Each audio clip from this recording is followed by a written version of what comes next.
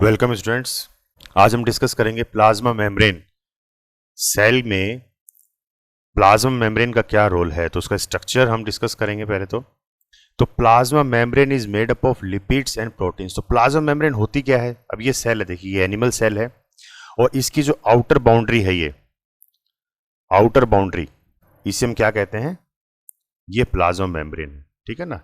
अब ये देखा होगा आपने, डबल लेयरिंग में आ रही है ये, ठीक है ना। बाई लेयर होती है, ये डबल लेयर होती है इसमें। तो ये है प्लाज्मा मेम्ब्रेन। और ये बनी किससे होती है? तो it is made up of lipids and proteins. देखिए इस चैप्टर में आपको कई सारे वर्ड्स ऐसे आएंगे आपके सामने जो आपने पहली बार सुने होंगे, और आप लोगों को एक ऊपर ऊपर से इंफॉर्मेशन दी गई है इस चैप्टर के अंदर। मतलब यही सारी चीजें आप डिटेल में पढ़ोगे 11th क्लास में, ठीक है ना। तो घबराने की जरूरत नहीं है। आगे भी हम जैसे स्लाइड में जाएंगे, काफ़ी सारे नए नए वर्ड्स इसमें आप लोगों को आएंगे। तो सिर्फ एक आइडिया आपको लेना है और थोड़ा बहुत उनकी फंक्शनिंग के बारे में पता होना चाहिए कि ये चीज़ें ऐसे ऐसे होते हैं, ठीक है ना। तो प्लाज्मा मेम्ब्रेन बेसिकली किससे बनती है? लिपिड से और प्रोटीन से।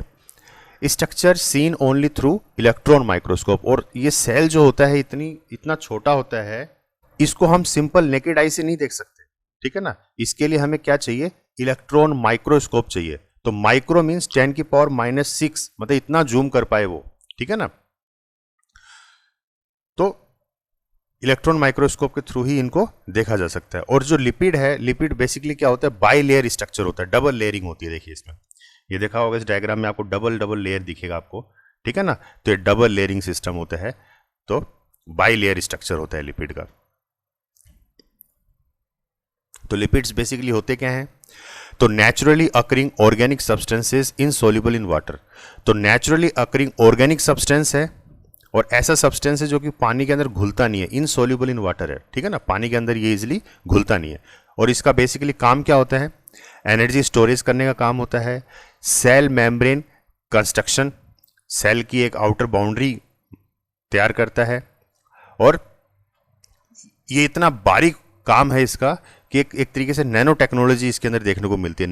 नैनो मीन्स 10⁻⁹, ठीक है ना। इतना इतना छोटा होता है ये, ठीक है ना। बहुत ही बारीक एक कवरिंग होती है एक तरीके से सेल को प्रोटेक्ट करने के लिए। और ये भी दो टाइप की होती हैं। मैंने कहा था बाई लेयर होता है, तो दो लेयर होती है। तो दो लेयर अलग अलग टाइप की होती है। जैसे एक नॉन पोलर होती है, एक पोलर होती है। तो नॉन पोलर क्या होती है? नॉन पोलर होती है हाइड्रोफोबिक। हाइड्रोफोबिक मतलब हाइड्रो मीन्स वाटर और फोबिक मीन्स डरना, यानी कि पानी से जो दूर भागता है, डरता है, यानी कि वाटर हेटर जो होते हैं उनको बोलते हैं हाइड्रोफोबिक। तो जो नॉन पोलर होता है वो हाइड्रोफोबिक होता है। दूसरा क्या है? पोलर है। पोलर क्या है? हाइड्रोफिलिक है। तो फिलिक मीन्स लवर, जो उसको अट्रैक्ट करे। तो हाइड्रोफिलिक यानी कि हाइड्रो मीन्स वाटर, तो वाटर लवर, ठीक है ना। तो पोलर होगा वाटर लवर, नॉन पोलर होगा water hater. Lipids with both hydrophobic and hydrophilic ends are called amphipathic. अब ऐसे लिपिड्स भी होते हैं जिसमें दोनों होते हैं, हाइड्रोफिलिक भी होते हैं और हाइड्रोफोबिक भी होते हैं, ठीक है ना। दोनों होंगे, हाइड्रोफिलिक हाइड्रोफोबिक। और जिसमें दोनों होते हैं उसको हम क्या बोलते हैं? एम्फीफैटिक, ठीक है ना। लिपिड्स, ये देखिए इस तरह का कुछ स्ट्रक्चर होता है इसका। अगर केमिस्ट्री के अंदर हम जाएं तो इस तरीके का कुछ स्ट्रक्चर इसका होता है। ये देखिए, ये क्रॉस सेक्शनल डायग्राम है। जो सेल की आउटर बाउंड्री थी, मैंने कहा था डबल लेयर होती है, तो ये डबल लेयर है। एक लेयर ये है और एक लेयर ये है। डबल लेयर सिस्टम होता है ये, ठीक है ना। तो बाई लेयर स्ट्रक्चर होता है, मतलब डबल लेयरिंग होती है इसके अंदर। और ये देखिए, ये हेड है और ये टेल है। ये हेड है और ये टेल है। तो जो हेड होता है वो तो होता है हाइड्रोफिलिक यानी कि जो वाटर लवर होता है। और ये जो टेल होती है ये होती है हाइड्रोफोबिक, यानी कि वाटर हेटर, पानी से दूर भागती है ये, ठीक है ना। तो इस तरीके से ये एडजस्ट होती हैं।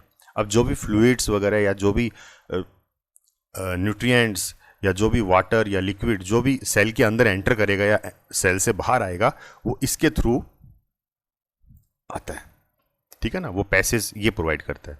तो एक डायग्राम देखिए, ये है इसका lipid bilayer, outside of cell के बाहर का हिस्सा और ये सेल के अंदर का हिस्सा।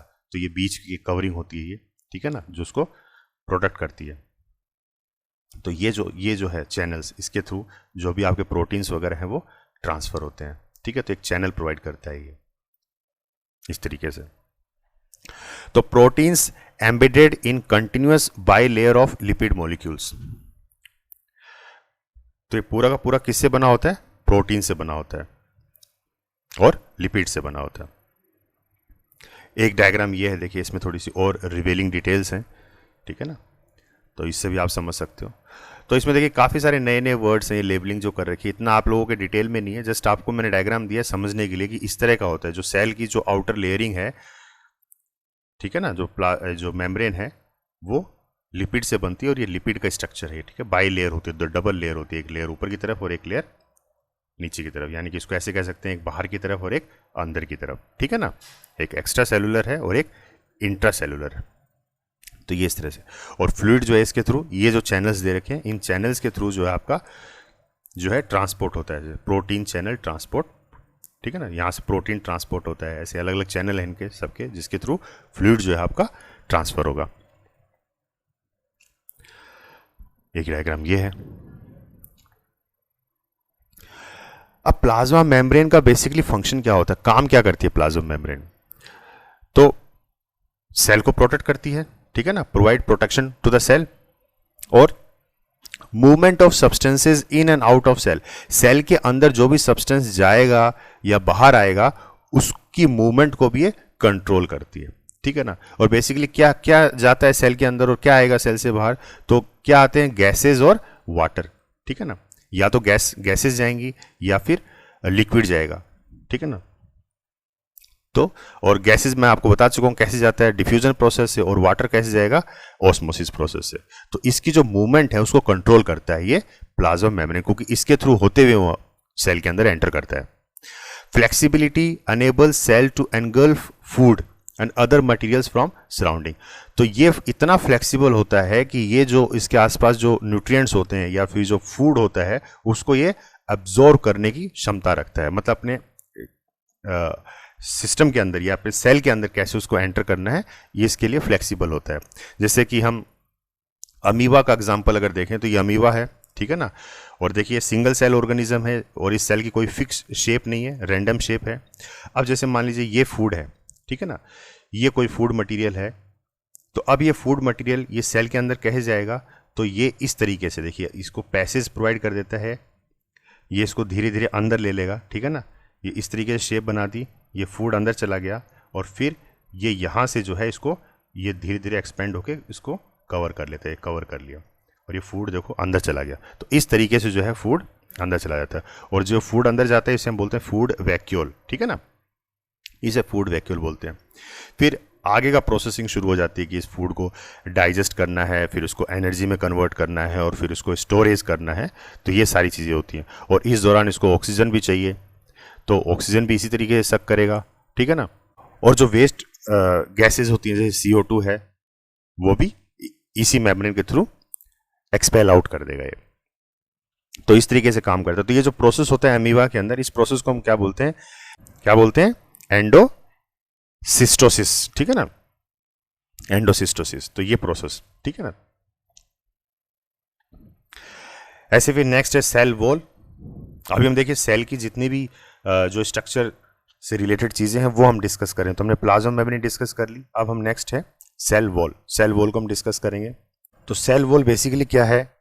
It is only present in plant cells. ये सिर्फ और सिर्फ किस में होती है? प्लांट सेल के अंदर होती है। एनिमल सेल के अंदर सेल वॉल नहीं होती, प्लांट सेल के अंदर होती है। तो देखिए हमने क्या पढ़ा था कि जो प्लाज्मा मेम्ब्रेन होती है सेल के अंदर, वो प्लाज्मा मेम्ब्रेन का काम क्या होता है? अब ये जो येलो कलर में आपको दिख रहा है ये प्लाज्मा मेम्ब्रेन है। तो प्लाज्मा मेम्ब्रेन क्या करती है? सेल को प्रोटेक्ट करती है, ठीक है ना, एक प्रोटेक्शन प्रोवाइड करती है। और इसके बाहर एक लेयर और होती है, जो आप ये ग्रीन ग्रीन सी लेयर देख रहे हो, ये एक लेयर और होती है, इस लेयर को हम बोलते हैं सेल वॉल, ठीक है ना। तो ये एक तरीके से ये मान लो एडिशनल प्रोटेक्शन है, ठीक है। और ये एडिशनल प्रोटेक्शन सिर्फ किस में होती है? प्लांट सेल में होती है, एनिमल सेल में नहीं होती है। तो ये जो एक्स्ट्रा जो एडिशनल जो लेयरिंग है जिसे हम सेल वॉल बोलते हैं, ये किससे बनती है? Non living, rigid and fully permeable होती है। ये नॉन लिविंग मतलब डेड सेल से बनती है, रिजिड मीन्स हाईली जो है स्ट्रांग होती है, ठीक है ना, स्टिफ होती है, बहुत ज़्यादा स्ट्रांग होती है, सख्त होती है ये। और फुल्ली परमेबल मतलब ये कंप्लीटली अलाउ करती है, जो न्यूट्रिएंट्स होते हैं इनर आउट उन सबको ये अलाउ करती है, इसमें कोई सिलेक्टिव नहीं है, मतलब फुल्ली परमेबल है ये, ठीक है ना। और जो प्लाज्मा मेम्ब्रेन होती है ये कैसी होती है, ये सिलेक्टिव परमेबल मेम्ब्रेन है, ये सिलेक्टिव चीज़ों को अंदर जाने देती है। लेकिन जो सेल वॉल है ये किसी को भी रोकती नहीं है, ये फुल्ली परमेबल है, जितने भी न्यूट्रिएंट्स अंदर जाएंगे बाहर आएंगे उनको प्रॉपर पैसेज देती है, ये उनको रोकेगी नहीं। और ये जो सेल वॉल है किससे बनती है, कंपोज्ड ऑफ सेलुलोज, ठीक है ना, सेलुलोज से बना होता है ये इसका स्ट्रक्चर है कुछ इस तरीके से। अब सेल वॉल का बेसिकली काम क्या होता है, provide structural strength to plant को जो है मजबूती प्रोवाइड करता है उसके सेल को, ठीक है ना, स्ट्रक्चरल स्ट्रेंथ देता है ताकि उसका जो प्लांट का जो सेल का जो स्ट्रक्चर है वो एज इट इज बना रहे, वो बिगड़े नहीं, ठीक है ना। तो स्ट्रक्चरल स्ट्रेंथ देगा प्लांट को, ये इसका एक तरीके से मान लो कि एडिशनल प्रोडक्शन है। Prevents bursting of cells in hypotonic solutions, मतलब एक तरीके से क्या होता है कि जैसे मान लीजिए जब बाहर से सोल्यूशन अंदर जाएगा सेल के अंदर तो सेल की साइज क्या होती है, एक्सपैंड हो जाती है, ठीक है ना। ये हम पीछे पढ़ चुके हैं कि जब फ्लूइड सेल के अंदर एंटर करता है तो सेल की साइज क्या हो जाएगी, बढ़ जाएगी। लेकिन मान लीजिए इतना फ्लूइड एंटर कर जाए कि सेल की साइज, अब कितना बढ़ सकती है सेल की साइज, एक लिमिट होती है बढ़ने की, तो कहीं वो ब्रस्ट ना हो जाए उसको ये प्रोटेक्ट करता है, ठीक है ना। तो prevent bursting of cells in solutions, तो हाइड्रोटोनिक सॉल्यूशंस में जो सेल की ब्रस्टिंग ना हो इसके लिए क्या करते हैं, एडिशनल प्रोटेक्शन देता है, ठीक है ना, डबल लेयरिंग हो गई एक तरीके से। और ऐसे एक होता है हाइपरटोनिक के अंदर पानी की क्षमता कम होती है, लेकिन हाइपर का मतलब होता है ज्यादा। तो क्या चीज ज्यादा होती है इसमें सोल्यूशन जो लेवल है वो ज्यादा होता है, और हाइपो मीन्स कम होना, तो क्या कम होता है इसमें सोल्यूशन का जो लेवल है वो कम होता है। तो हाइपोटोनिक में सोल्यूशन का लेवल कम होता है और हाइपरटोनिक के अंदर सोल्यूशन का लेवल ज्यादा होता है। अगर हम कंपेयर करें सेल वॉल और सेल मेम्ब्रेन को, तो सेल वॉल क्या होती है, प्रेजेंट ओनली इन प्लांट, सिर्फ और सिर्फ प्लांट्स में देखी जाती है सेल वॉल। और जो सेल मेम्ब्रेन होती है it is present in both plant and animal cells, दोनों सेल्स में देखी जाती है, प्लांट सेल में भी और एनिमल सेल में भी। सेल वॉल बेसिकली क्या है, नॉन लिविंग है, ठीक है ना, डेड सेल्स होते हैं।